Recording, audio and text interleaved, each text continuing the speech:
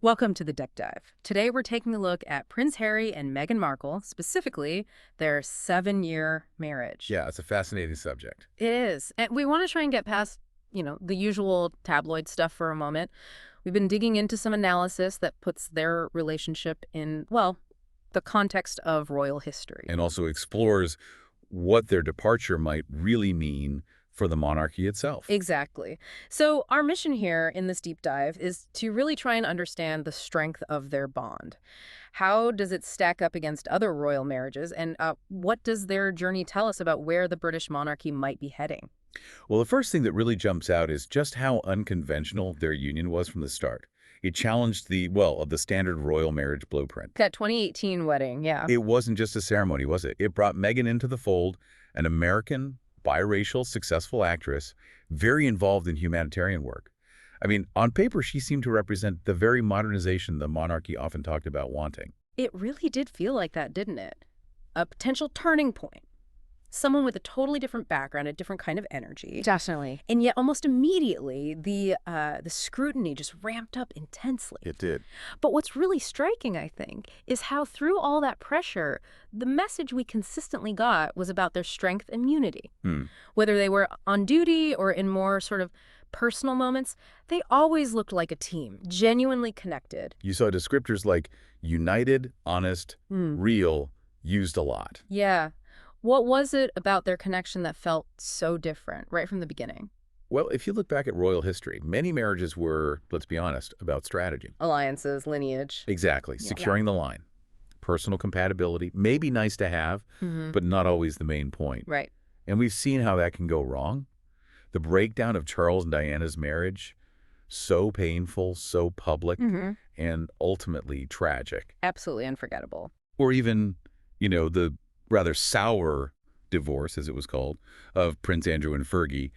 It just highlights the potential for, real disconnect within that system. So Harry and Meghan seemed different in that respect. It seemed like their connection, their personal fulfillment within the marriage was maybe prioritized in a way that really bucked that historical trend. It felt more modern in that sense. And even if you compare their dynamic to, say, William and Kate now, there's still a difference, isn't there? William and Kate's partnership, it's clearly solid, no question. But their public style is much more aligned with traditional royal protocol, more reserved, perhaps. More formal, yeah. Whereas Harry and Meghan, they seem to venture out collaboratively beyond those traditional duties. That's a good point. Like the Oprah interview, obviously. Right, or their Netflix stuff, the podcast deals. It really underlined this feeling of them operating as a partnership in, pretty much everything. You really got that sense of mutual support in their public interactions, I think. Yeah, you did. Which, of course, leads us to the pressures they faced because they operated outside those lines. Yes, the intense media focus. Intense is putting it mildly. And the analysis we looked at suggests it was complex, multifaceted. How so? Well, some of the criticism, it's argued pretty strongly in some sources, was rooted in racism. Which is a heavy accusation, but one that kept coming up. Definitely. But other parts maybe stemmed from, more standard public scrutiny, maybe even a bit of good old-fashioned jealousy or resentment. And there was that recurring theme, wasn't there, that Meghan got criticized for things other royals might have been praised for, or at least wouldn't have drawn such fire for, the whole demanding label. Exactly that. It fed into a narrative, didn't it? It certainly did, the idea that she was disrupting things. And a big part of this, according to the analysis, was the feeling or the alleged reality of silence from the palace.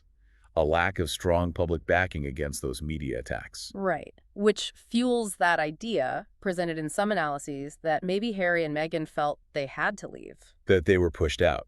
Yeah, or at least compelled to leave.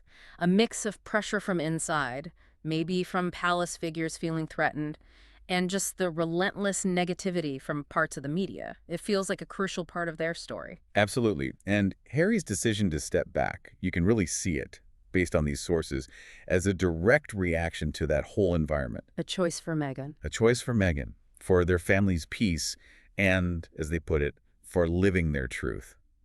That's the interpretation. Hugely controversial at the time, obviously. Immensely. But there's a compelling argument that this drastic step, this break, might have been essential for their marriage to survive and for their own well-being under that kind of sustained pressure. So flipping it around, what did the monarchy lose in all this, from their perspective? Well, Meghan, by many accounts, brought a lot to the table. Real assets. Like what, specifically? Things like genuine global appeal. She connected with people internationally. Her background represented cultural diversity, which could have helped the monarchy resonate more broadly. And perhaps a different kind of connection, too. Yeah, what some sources call emotional intelligence, a modern voice. Things that could have potentially helped the monarchy connect with younger generations, with contemporary society in a new way. So the argument is that embracing her fully could have been a catalyst. Could have been a powerful catalyst for that evolution the monarchy often talks about. Instead, well, the outcome was the departure of two very dynamic, progressive voices, as some put it. And now they're in California. Now they're in California, raising their kids, building their own platform, still very much in the public eye, making an impact in, media, business, the humanitarian space. Still royals, in a sense. In the public mind, absolutely. But operating completely outside the traditional structures, the crown's rules, on their own terms. So as we wrap up this deep dive, what are the big takeaways? Well, I think the resilience of their marriage really stands out.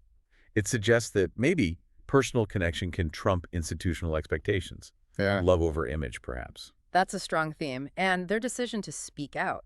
That's another one. Speaking their truth, despite the fallout. It raises questions about silence versus speaking up. And maybe the need to break from tradition sometimes. Definitely. The departures suggest that sometimes real change, or even just personal well-being, requires stepping away from the established path. The analyses tend to describe their marriage as, what, strong, intentional? Strong, intentional, even inspiring, while acknowledging, no marriage is perfect. Sure, of course. But given the history we touched on royal divorces, scandals, their ability to stick together through such intense global scrutiny does make their partnership seem, well, pretty rare. Quite resilient. It really does leave you thinking, doesn't it? About the future, about royalty in this modern age. Hmm. How do you balance that pull of tradition with the need for progress? Will we see more royals trying to forge their own paths outside the main structure? And what does it even mean to be royal today, when influence can come from so many different platforms entirely independent of the crown? Yeah. What is royal influence in the 21st century? Definitely food for thought long after we finish talking here.